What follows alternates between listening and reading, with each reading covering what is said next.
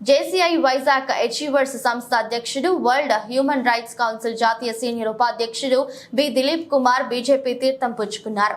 Gajuwaka BJP party కార్యాలయంలో జరిగిన ప్రత్యేక కార్యక్రమంలో గాజువాక బీజేపీ ఇన్ఛార్జ్ కర్ణంరెడ్డి నరసింగరావు సమక్షంలో రాజ్యసభ ఎంపీ జీవిల్ నరసింహారావు ఆయనకు కండువా కప్పి పార్టీలోకి ఆహ్వానించారు.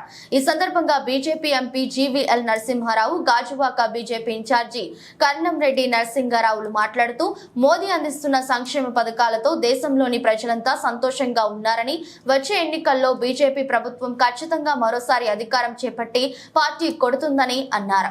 అంతేకాకుండా పార్టీలో చేరాలనుకునే యువతకు భవిష్యత్తులో మంచి గుర్తింపు ఉంటుందని ఆయన హామీ ఇచ్చారు. అనంతరం దిలీప్ మాట్లాడుతూ దేశంలో గత 10 ఏళ్లుగా బీజేపీ పాలన తనను ఆకర్షించిందని, దేశాన్ని శరవేగంగా అభివృద్ధి చేస్తున్న బీజేపీ ప్రభుత్వంతో కలిసి ముందుకు వెళ్లాలని నిర్ణయంతో నేడు బీజేపీలో చేరడం జరిగిందని తెలిపారు.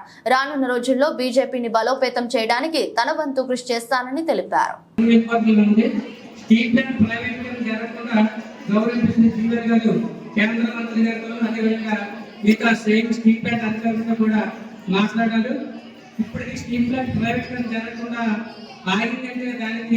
ముఖ్య కార్యక్రమంలో గౌరవించి శ్రీ జీవీఎల్ నరసింహ గారు, అదేవిధంగా మన ఉత్తరాంధ్రలో ఉన్న ఎవరైతే తూర్పు కానివ్వండి, కళింగ వెస్టర్న్, సొంతి ఈ యొక్క సిట్టి కర్ణాలు ఈ 4 కులాల వారికి ఓబీసీ బీసీడీ సర్టిఫికేట్ ఇచ్చేవారు కాదు.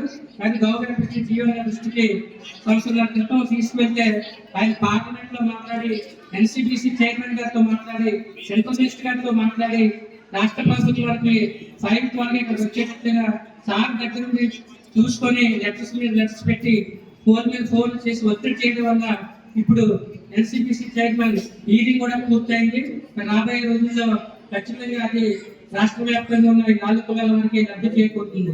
ముఖ్యంగా ఈ 3 జిల్లాల్లో ఉన్నటువంటి తూర్పు కాపులు ఎవరైతే ఉన్నారో శ్రీకాకుళం, విజయనగరంకి వచ్చి విశాఖపట్నం నివాసంలో ఉన్న వారికి మైగ్రేషన్ సర్టిఫికేట్ లేకపోతే ఎంఆర్ఓలు సర్టిఫికేట్స్ ఇవ్వట్లేదు. పిల్లలు చదువులకి స్కాలర్షిప్స్ కి ఇబ్బంది అవుతుందని గౌరవ ఎంపీ గారు దృష్టికి తీసుకెళ్తే సార్ మమ్మల్ని అందరినీ కూడా కలెక్టర్ గారి దగ్గర తీసుకెళ్లిన 30 రోజుల్లో మాకు సర్టిఫికేట్ జారీ చేశారు. ఇప్పుడు మా పిల్లలందరూ కూడా ఎటువంటి మైగ్రేషన్ సర్టిఫికేట్ లేకుండా ఈరోజు ఎంఆర్ఎఫ్ లో సర్టిఫికేట్ తీసుకున్నారంటే ఆ యొక్క ఘనత గౌరవ ఎంపీ జీవీఎల్ నరసింహ గారి.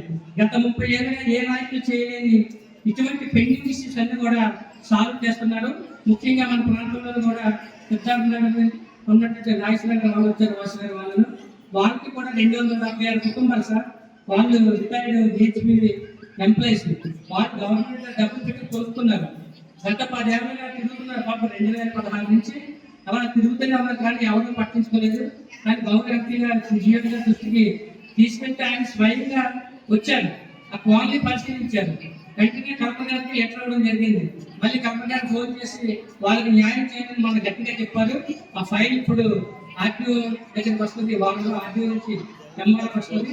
ఎంఆర్ఓ నుంచి మళ్ళీ ఆర్టీఓ కలెక్టర్కి వెళ్ళినప్పుడు సార్ దృష్టికి తీసుకున్నాము, అప్పుడు సార్ మాట్లాడాలని చెప్పి ఆమె చేతి మీరు మాట్లాడచ్చు. ఇలాంటి ఎన్నో పెండింగ్ ఇష్యూస్ ఉన్నాయి. అవన్నీ కూడా మనకి గౌరవ జీవీఎల్ నరసింహ గారు మనకు సహాయం చేస్తున్నారు. కాబట్టి రాబోయే ఎన్నికల్లో ఎంపీ గారు మన విశాఖపట్నం జిల్లా ఎంపీగా పోటీ చేస్తే మన అందరూ అదృష్టం. సార్ని అత్యంత మెజార్టీతో గెలిపించుకోవాలి. ఆయన గెలిచారంటే ఖచ్చితంగా కేంద్రమంత్రి అవుతారు. ఆయన ఏంటంటే మన ఆంధ్రప్రదేశ్ రాష్ట్రంటే దశ మనకి బాగుంటుంది. ఎందుకంటే అంత గొప్ప నేత మన ఆంధ్రప్రదేశ్ రాష్ట్రంలో ఎవరు లేరు. ఇంకా ఢిల్లీలో పెద్ద పెద్ద నాయకులతో కేంద్రం 90 నుంచి స్టీల్ ప్లాంట్ ప్రొడక్షన్ లో ఉంటే గనులు తేవాలన్నటువంటి కనీస ప్రజ్ఞానం అప్పుడు లేదా, పట్టించుకోవాలా. ఆడింది ఆట, పాడింది పాట. ఓట్లేశారు, గెలిచారు, వాళ్ళ పనులు చూసుకున్నారు. తప్పితే ఇక్కడ ప్రజలకు పనికొచ్చే పనులు చేయలేదు.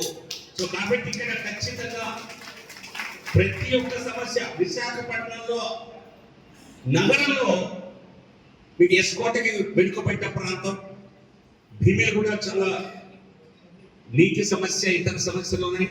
నగరంలో ఉన్నటువంటి ప్రధాన 5 అసెంబ్లీ నియోజకవర్గాల్లో అన్ని సమస్యలు ఉన్నటువంటి ప్రాంతం గాజువాక. అన్ని ప్రధాన సంస్థలు ఉన్నటువంటి ప్రాంతం గాజువాక. మీకు గాజువాక స్టీల్ ప్లాంట్, గాజువాకలో హెచ్పిసిఎల్, గాజువాకలో మీకు ఇతర public sector organisations, BJP, port, Gangavaram port, ఈ విధంగా ప్రధానమైనటువంటి వనరులు, ప్రధానమైనటువంటి సంస్థలు ఉన్నటువంటి ప్రాంతము గాజువాకే. అవి దశాబ్దాలుగా పట్టించుకోకుండా పోయిన దానికి కూడా ప్రాంతం గాజువాకే. సో కాబట్టి నేను గత 3 సంవత్సరాలు ఇక్కడ ఉంటూ అత్యధిక సమయం గాజువాకలో చాలా సందర్భాల్లో రావడం జరిగింది. పార్టీ యాక్టివ్ గా ఉన్న కారణంగా, సమస్యలు అధికంగా ఉన్న కారణంగా. దువ్వాడ రైల్వే స్టేషన్ దాదాపుగా 25 కోట్ల రూపాయలతో కేంద్ర ప్రభుత్వం అధునాతనంగా నిర్మిస్తోంది.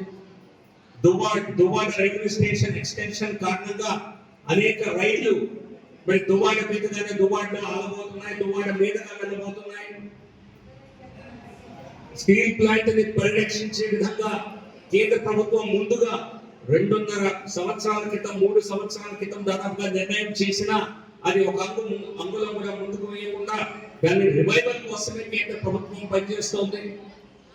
ప్రతి ఒక్క సమస్యని ఇక్కడ పట్టించుకునే ప్రయత్నం చేశాం. మీకు ఈఎస్ఐ హాస్పిటల్ ఇక్కడ వస్తుంది, శ్రీనగర్ లో 450 పడకల ఆసుపత్రి వస్తుంది. సో కేంద్ర ప్రభుత్వం లేకుండా గాజువాకలో అభివృద్ధి లేదు, సాధ్యం కాదు.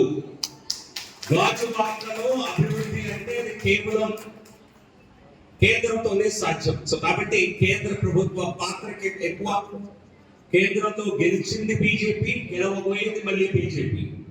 మొన్న ప్రధాని మన మోదీ గారు, రాబోయే ప్రధాని మళ్ళీ మోదీ గారే. సో కాబట్టి ఈ ప్రాంత అభివృద్ధి కావాలంటే, విశాఖపట్నం అభివృద్ధి కావాలన్నా, గాజువాక అభివృద్ధి కావాలన్నా ఇక్కడ ఖచ్చితంగా భారతీయ జనతా పార్టీని సమర్థించవలసిన అవసరం ఉంది. మీరు ఇంతమంది రోజు వచ్చి పార్టీలో జాయిన్ అవుతున్నారు అంటే దాని వెనుక ఖచ్చితంగా వారికి ఏర్పడేటువంటి నమ్మకం. సో రానున్న రోజుల్లో విశాఖపట్నంలో భారతీయ జనతా పార్టీని బూత్ స్థాయికి తీసుకువెళ్లి పార్టీని పటిష్టం చేసేటువంటి కార్యక్రమం చేపట్టి భారతీయ జనతా పార్టీ జెండా ఈసారి ఆంధ్రప్రదేశ్ లో ప్రధానంగా విశాఖపట్నంలో ఎగిరే విధంగా, గాజువాకలో ఎగిరే విధంగా మా వంతు పూర్తి స్థాయి ప్రయత్నం చేస్తాం. దీనికి ప్రజలందరూ కూడా పనిచేసే నాయకుల్ని బలపరచాలని, లేకపోతే సమస్యని పట్టించుకునే నాదుడు ఉండని